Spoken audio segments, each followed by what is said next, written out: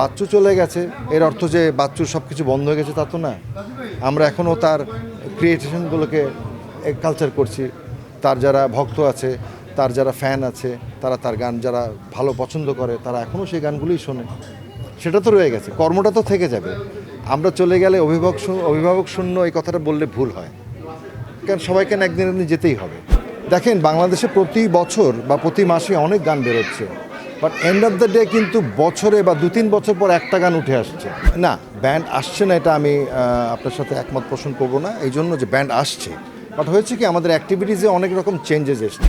Solo আর্টিস্টদের কিন্তু খুব একটা কাটতি বাংলাদেশে কখনোই ছিল না, যারা আমাদের আগে ছিলেন বা আমাদের সমসাময়িক ছিলেন। তাদের নাম ডাক ছিল, বাট কনসার্ট করার মতো ক্যাপাসিটি কারোরই ছিল না। To be very honest, when we started, আমরা যখনই আমাদের মিউজিক এই প্যাশনটাকে নিয়ে এক্সারসাইজ শুরু করলাম, তখন we were influence by western culture. তো ওয়েস্টার্ন কালচারে ইউসি এটা সব কিছু মিলে একটা প্রোডাক্ট, একটা কম্পোজিশন। তো আমার অ্যাপিয়ারেন্স, আমার মিউজিক, আমার লুক সব কিছু মিলে একটা প্যাকেজ। তো ওইটাকে মেনটেন করার জন্য উই স্টারেড। তাছাড়াও নিজেদের একটা সচেতনতা ছিল, সবসময় ফ্যাশন সচেতনতা ছিল, ওটা তো একটা আছেই। আমার রুচিরও ব্যাপার আছে, প্লাস হচ্ছে যে এটা পরে আইকনিক হয়ে গেল সবার জন্য। আমরা কী ধরনের ড্রেস আপ করি, কীভাবে স্টেজ অ্যাপিয়ারেন্স করি, এটা অনেকে অ্যাডাপ্ট করেছে। আমরা ইচ্ছা করলে আরও একটু ফিউশন করতে পারি, সেটাও করা যায়। যে আমরা যে কোনো একটা নতুন জিনিসকে অ্যাডাপ্ট করতে একটু কনফিউজ থাকি।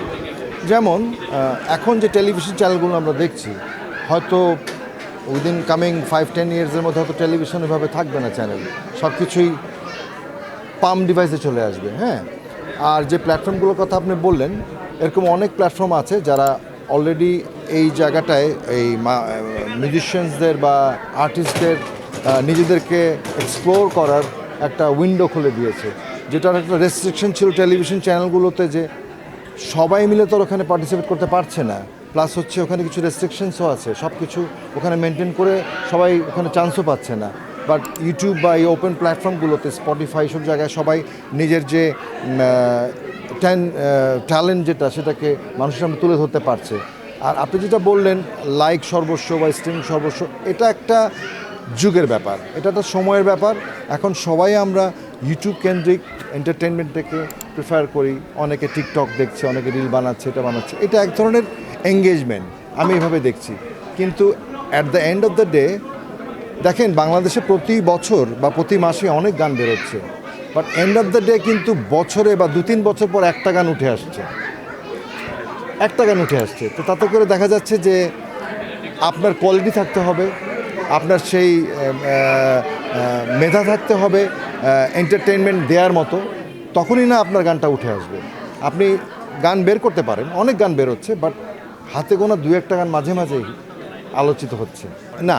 ব্যান্ড আসছে না এটা আমি আপনার সাথে একমত পোষণ করবো না, এই জন্য যে ব্যান্ড আসছে, বাট হয়েছে কি আমাদের অ্যাক্টিভিটিসে অনেক রকম চেঞ্জেস এসছে। যেমন আমাদের এখানে এখন বাংলাদেশে রক মিউজিকের একটা মেটাল, হেভি মেটাল, ওই একটা জনরা বেশি বেরিয়ে এসছে, যেটার একটা কারণও আছে। বিকজ ইয়ং জেনারেশন যারা মেল ওরিয়েন্টেড, যারা বেশিরভাগ মেল ছেলেপেলেরা, তারা রকটাকে বেশি পছন্দ করে। Metal, heavy metal, thrash metal, এটা একটা নতুন বলবো একটা নতুন সংযোজন আমাদের সংস্কৃতির সাথে। আমরা এর আগে আমরা যারা মিউজিক করে এসেছি, আমরা শুরু করেছিলাম পপ, তারপরে পপ রক, আমরা একটু ফাঙ্ক, একটু ফিউশন, কিন্তু এখন কিছু এসছে একদম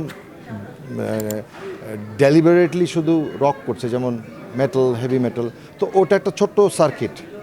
আরও অনেক কিছু করছে, বিভিন্ন ধরনের ইয়ে আছে। যেমন আমি কয়েকটা এক্সাম্পল দেই, সোলো আর্টিস্টদের কিন্তু খুব একটা কাটতি বাংলাদেশে কখনোই ছিল না, যারা আমাদের আগে ছিলেন বা আমাদের সমসাময়িক ছিলেন। তাদের নাম ডাক ছিল, বাট কনসার্ট করার মতো ক্যাপাসিটি কারোরই ছিল না। তারপরে নতুন অনেক ছেলেপেলে এসছে, হাবিব এসছে, হৃদয় এসছে, তাহসান এসছে।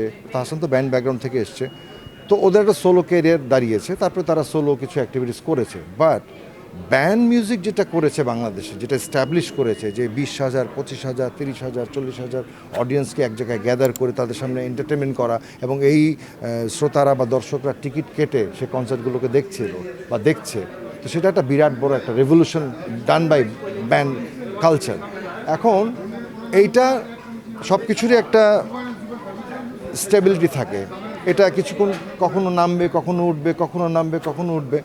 এটা সামাজিকতার সাথে সমাজের অবস্থার সাথে আপ ডাউন করে, সো ওইটাকে নেগেটিভভাবে দেখার কিছু নাই। এটা একটা ইউজুয়াল একটা প্র্যাকটিস, মাঝে মাঝে বেশি হবে, মাঝে মাঝে কম হবে, এই তো। অভিভাবক শূন্য আমরা হচ্ছি না, আমাদের যার যতটুকু দায়িত্ব আমরা আমাদের জায়গা থেকে সেই দায়িত্বটা পালন করছি এবং আমাদের যা আছে সেটা দিয়ে যাচ্ছি। একদিন আমিও থাকবো না, একদিন এখন যারা আছে অনেকেই থাকবেন না, কিন্তু আমাদের যতটুকু লাইফ স্প্যান আছে আমরা আমাদের যে কর্মগুলো আছে সেগুলো আপনাদের কাছে তুলে ধরছি। আপনারা এটাকে সেভাবে একনলেজ করলেই হয়। বাচ্চু চলে গেছে এর অর্থ যে বাচ্চুর সব কিছু বন্ধ হয়ে গেছে তা তো না। আমরা এখনও তার ক্রিয়েশনগুলোকে কালচার করছি। তার যারা ভক্ত আছে, তার যারা ফ্যান আছে, তারা তার গান যারা ভালো পছন্দ করে তারা এখনও সেই গানগুলোই শোনে। সেটা তো রয়ে গেছে, কর্মটা তো থেকে যাবে। আমরা চলে গেলে অভিভাবক শূন্য এই কথাটা বললে ভুল হয়, কারণ সবাইকে না একদিন একদিন যেতেই হবে, তাই না? তারপর আইডলাইজ করার তো একটা ব্যাপার। না, সেটা তো আইডল থাকবেই। এই আমন্ত্রণ আছে চলে যাওয়াতে তাকে কেউ আইডল মনে করছে না, বরঞ্চ সে লিজেন্ড। হ্যাঁ, এটা তো থাকবেই, ওই জায়গাটা ঠিকই থাকবে। আর সর্বশেষ মিস বাংলাদেশ 2024 থেকে কি এক্সপেকটেশন করছেন, যেহেতু ফার্স্ট টাইম? এইটাও কিন্তু এক ধরনের নতুন এন্টারপ্রাইজেশন আমাদের সোসাইটির জন্য, বিকজ আমাদের সমাজ খুব সংরক্ষিত একটা সমাজ, সেখানে এই ধরনের একটা প্র্যাকটিস হঠাৎ করে অনেকের কাছে একটু খটকাও লাগে, বাট আমরা এটাকে সাপোর্ট করি এই জন্য বিকজ দ্য ওপেন ওয়ার্ল্ডে এখনকার বিশ্বে আমাদের অবস্থানটা, আমরা তো আস্তে আস্তে উন্নয়নের দিকে যাচ্ছি, উন্নতি হচ্ছে আমাদের, তো কালচারালি সোশ্যালি সব দিকেই আমাদের অ্যাডভান্সমেন্টটা হতে হবে। সেটা মিউজিক্যাল হতে হবে, স্পোর্টসে হতে হবে, ফ্যাশনে হতে হবে, ক্লোদিংয়ে হতে হবে, সব দিকে হতে হবে, কালচারে হতে হবে। It's part of the exercise.